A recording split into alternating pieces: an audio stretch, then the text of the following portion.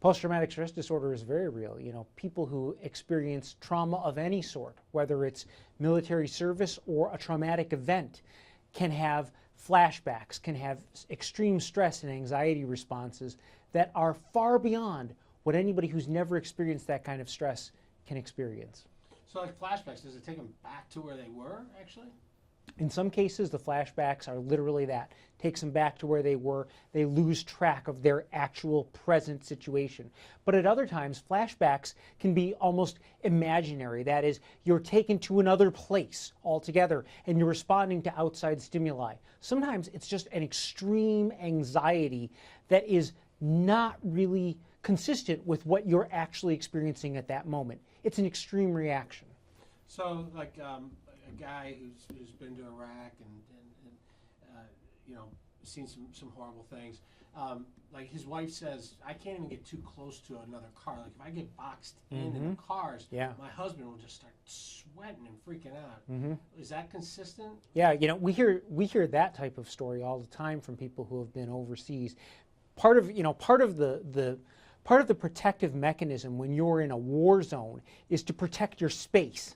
And so when people that have been in the military especially feel confined, they feel threatened. And that sense of threat isn't something that you can just let go of just because you're transferred out of a war zone into your own suburb. That stays with you for a long time, sometimes your whole life. And it's very easy to begin to relive those moments through your own anxiety.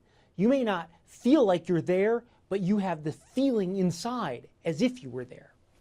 And if, she'll describe like helicopters or even an airplane goes over the house and he shuts down sometimes for a couple days before he's like normal again. Yeah, you know, it's the range of things that people can experience with post-traumatic stress disorder is enormous. Anything from mild symptoms to extreme symptoms with just the slightest trigger. So everyone is a little bit different, but it has to be taken very seriously because it has real-world consequences, not only in the way they interact with loved ones, with people around them, but also in the way that they respond to things. People with PTSD do not respond to reaction. People with PTSD do not respond to situations the way that someone might be expected to if they didn't have PTSD. And so a traffic stop, for instance, might create a real problem for someone with PTSD. Yeah, you know, if somebody felt crowded, if someone felt threatened, their reaction is going to be magnified. And it's going to be magnified in a way that, if you're interacting with law enforcement, may actually feel threatening to the law enforcement officer. And that's why it's really important that everyone kind of be on the same page and know what the parameters are, because otherwise the interactions can escalate very quickly.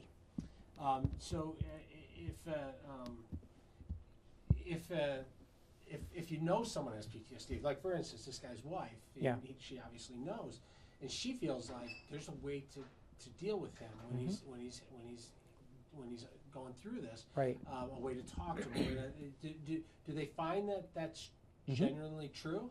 Yeah, having an understanding or having some insight of having an understanding or insight into what triggers someone's behaviors when they have PTSD is really important, because you can hopefully avoid it. Now, for outside people who don't know that person, they don't know their triggers, and so you have to be sensitive to it. If they tell you that they've experienced trauma in the past, military or otherwise, you need to be aware that maybe they have a trigger that's going to set them off in a different direction, and hopefully be understanding and accommodating of that. Some police departments actually have everyone go through training for PTSD. Some because a lot of police officers have former military and may just have PTSD from their work. But why would they do that? Can it really make a difference in your interactions with people at a traffic stop? Well, you know, anytime someone who's experienced trauma in the past gets re-exposed in a way that could, what's the way I want to say this? Anytime someone that's experienced trauma in the past experiences a threat, it's a sense of threat to yourself that causes a trigger sometimes in people that have had trauma in the past. And even something as simple as a traffic stop or an interaction with law enforcement, that can trigger a threat, because you don't know what's going to happen. And that threat quickly escalates because then you behave differently. Then the officer has to behave differently. And then you behave more differently, and so on and so on. And the situation can get out of control very quickly unless someone breaks that cycle. And for the person that has post-traumatic stress, it's difficult for them to break the cycle. So it's important for someone else to understand and to maybe begin to separate themselves and to maybe de-escalate the situation.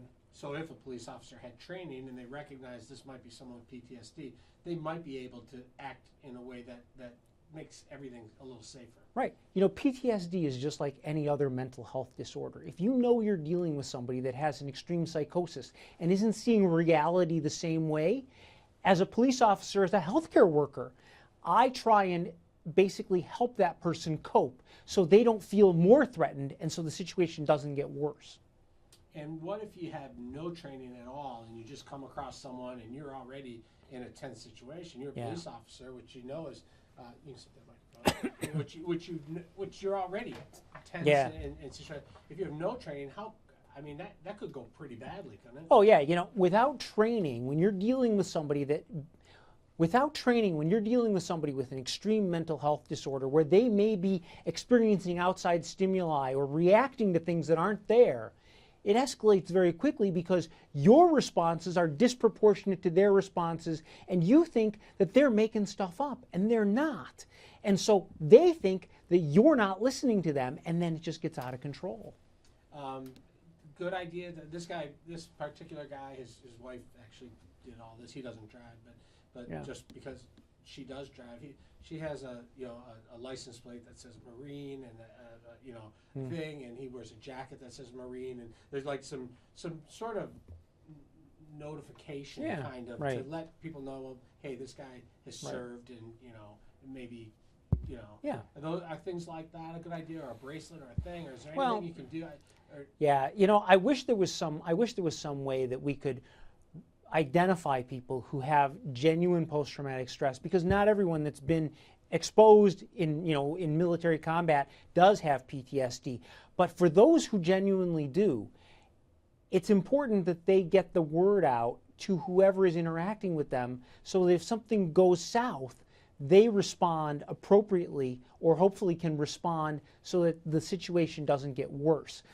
For someone to just identify themselves as having been ex-military, you shouldn't necessarily always jump to the idea that they have PTSD or an extreme form. But if you have some idea that someone is former military and you know that they may have had very bad experiences, being sensitive to that and reacting with that sensitivity can really help preserve a situation and keep it from getting out of control.